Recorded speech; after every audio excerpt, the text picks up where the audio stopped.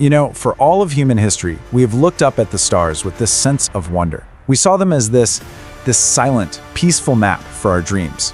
But our story is always changing, isn't it? And our relationship with the heavens, well, it's heading into a much darker chapter. What was once our greatest symbol of possibility is now, believe it or not, becoming the final frontier of war. Let that sink in for a second. What we used to call the heavens, military planners now call the ultimate high ground. This is the story of how our biggest dream is turning into our most frightening battlefield. The whole story has just completely shifted. That silent void above us, it's not just a lab for scientists or a destination for brave explorers anymore.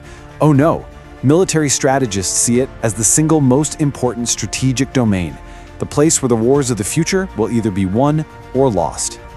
Those thousands of satellites circling our planet right now, they're the new front lines.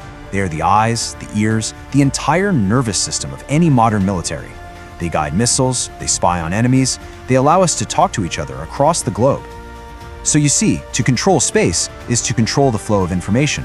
And if you control that, you control everything down below. And so, just like that, a new arms race is kicked off. It's not happening on land or at sea. It's happening in that cold, quiet expanse right over our heads. The world's major powers are locked in this high-stakes game to dominate this new territory, and they're building weapons designed to do one thing: to blind their rivals from orbit. It's really like a global chess match, just playing out in zero gravity. You have the United States, which has been the top dog in space for a long time, creating its Space Force for one clear reason: to protect its critical stuff up there. And, right on cue, China and Russia are hitting the accelerator on their own programs. They're developing weapons not just to keep up, but to challenge and maybe even completely wipe out America's advantage. The main weapon in this new kind of conflict is the anti-satellite weapon, or ASAT, and its purpose is just terrifyingly simple. You blind your enemy by taking out their eyes in the sky. If you can destroy a satellite, you can cripple your opponent's ability to navigate, to communicate, to gather intelligence, all in one clean shot. And it turns out, there's more than one way to kill a satellite. You can go the brute force route, launch a missile and just physically shatter it into thousands of pieces of deadly shrapnel. Or you can be a little more subtle, use electronic warfare to jam its signals, basically making it a useless brick. Or, and this might be the most insidious of all, you can launch a cyber attack and take it over from a keyboard thousands of miles away. And you can't talk about a space race without talking about Russia. They were pioneers in the first one, and they are a major player in this one too. Through recent weapons tests and some pretty aggressive talk, Moscow has made it crystal clear they will not accept a future where space is controlled by their rivals. They are actively working to shake things up. But here's the twist. This isn't just a simple repeat of the Cold War. Oh no, the story is way more complicated this time around. It's not just a couple of superpowers staring each other down. The very nature of space itself is changing. It's getting more crowded, more commercial, and a heck of a lot more dangerous. We are right in the middle of a commercial space revolution.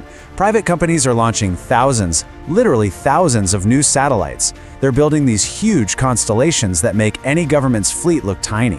Space is going private, and that just adds this whole new, unpredictable layer to any conflict that might break out. In this commercial, boom, it really blurs the lines. And it brings up a really critical question: what counts as a civilian asset, and what's a military target? This is the problem of what experts call dual-use technology. Think about a satellite network like SpaceX's Starlink. It was designed to give internet to the whole world, right? But it's also proven to be an absolutely essential communication tool on the battlefield. So when a private company's network becomes a key part of a nation's war effort, does that make it a legitimate target? This gray area creates a brand new and very dangerous path to escalation. But the threats aren't just physical anymore. The biggest danger to all of our infrastructure up there might not be a missile. It might just be a line of bad code. Yes, cyber warfare has officially made it to orbit. Just imagine the power. An attacker could hack into a ground station, hijack the signal, and turn a multi-billion-dollar satellite into a useless piece of junk. Or worse, they could turn it against its own creators. And all of this can happen silently, without a single explosion, which makes it a terrifyingly effective weapon for a first strike. But this fight for supremacy, it doesn't just stop at Earth's orbit. As we prepare to take our next giant leap as a species, the rivalries we have down here on Earth are being projected onto new worlds. The race is on, not just for the high ground above Earth, but for the future of the Moon and even Mars. So why this sudden rush to get back to the moon and push on to Mars? Well, part of it's a hunt for resources, like water ice that could be turned into rocket fuel. It's also about grabbing strategic locations, the new high ground on a celestial scale. And of course, as always, it's about prestige and raw national power. And we're already seeing two distinct sides forming. The United States is out front with the Artemis Accords, which is basically a framework for how countries should behave on the moon and beyond. And as a direct counter, China and Russia have announced their own joint plans for a lunar base, creating a totally separate vision for the future.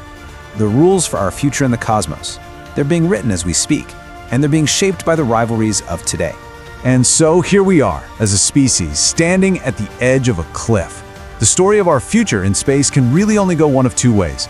It can be a story of us working together, of shared discovery, or it could become a tragedy of our own making, with consequences that could haunt us for centuries.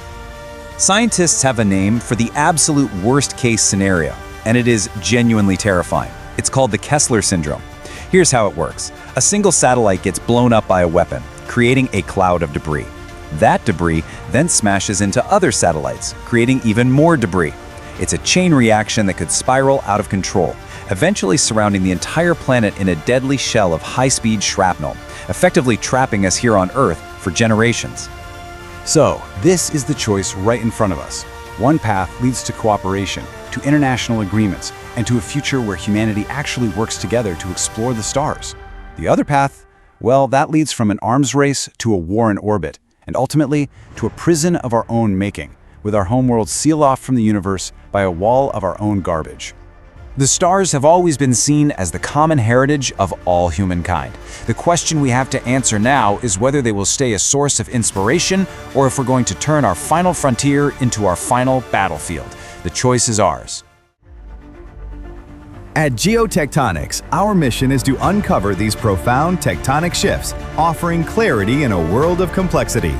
If this analysis deepened your understanding, please like this video to support our work. Share it with others who seek real insight, and subscribe to Geotectonics to ensure you never miss our next deep dive. We'll continue to explore the crucial geopolitical movements that define our time. Thank you for joining us.